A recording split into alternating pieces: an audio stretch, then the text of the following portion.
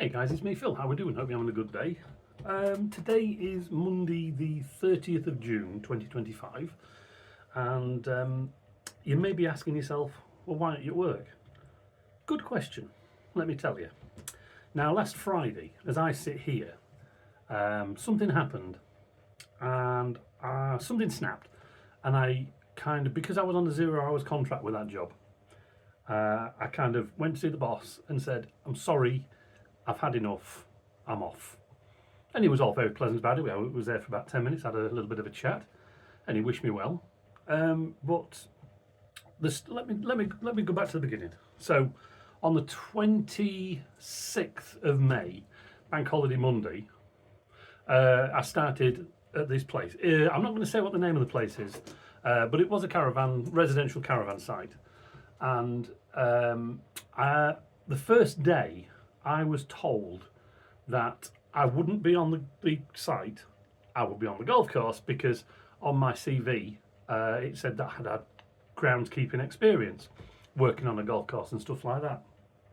I didn't want to do that kind of thing anymore, but I didn't really realise how freeing a 0 hours contract was. So I think I did about 32 days, apart from having weekends off, just straight through all the weeks, no time off or anything. And there was a few red flags. I did a video of how many miles I travelled in a week just going to work and back, and by the end of the month, or whatever it was, I'd done nearly 1,000 miles just travelling to work and back. And then there was having to work every bank holiday.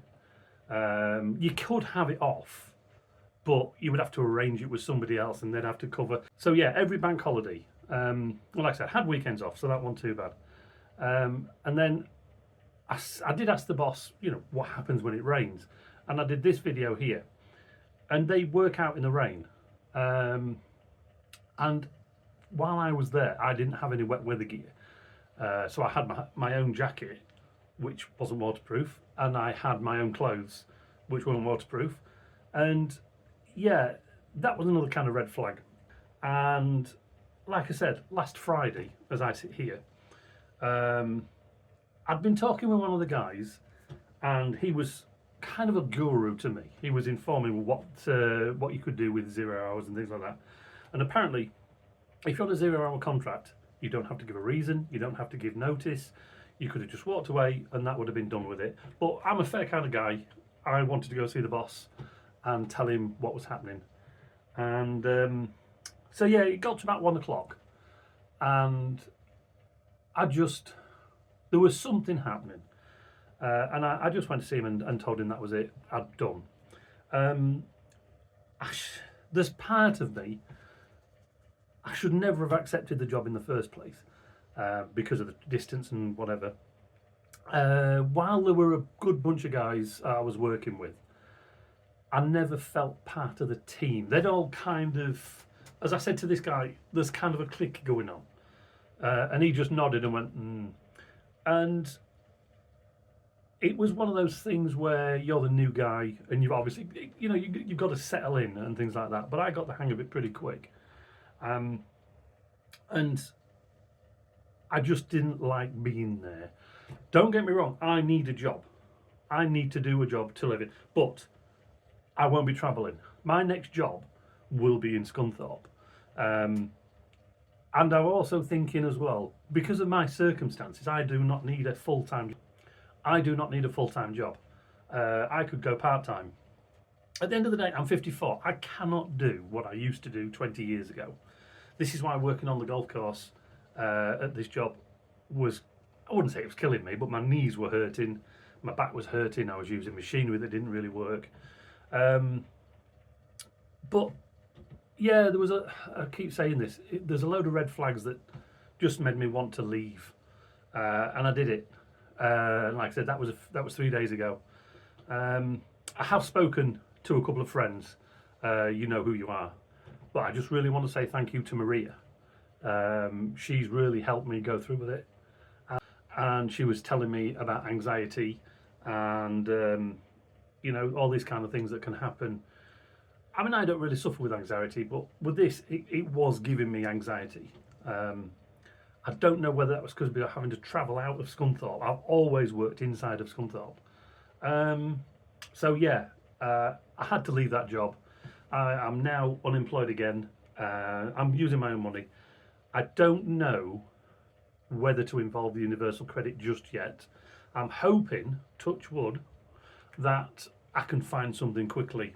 What my plans are as of now, I'm going to have 2 weeks off. This is the beginning of my first week. I'm going to have 2 weeks off. Then at the end of the 2 weeks, I'm going to hit Indeed every day and hopefully find something. So yeah, I'm not claiming benefits. I'm not claiming this, that, or the other yet. I'd rather not involve universal credit. There's too many stipulations with them, but it may have to be. So yeah, don't hate me because I was in work and I left.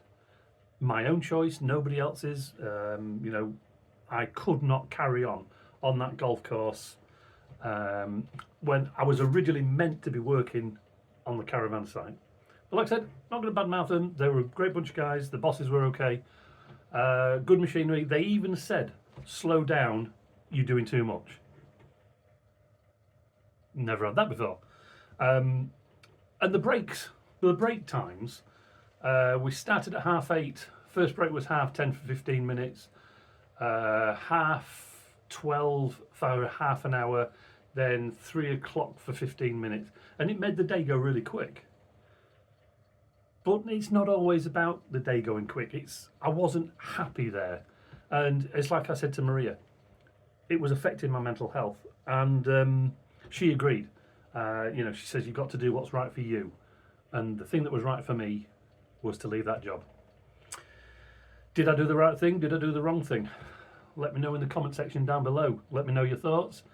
And like I said, this is the beginning of my 2 weeks, so hopefully I'll get a few more videos put up and go from there. Right guys, thank you very much for watching, and I'll catch you in the next video. Bye bye.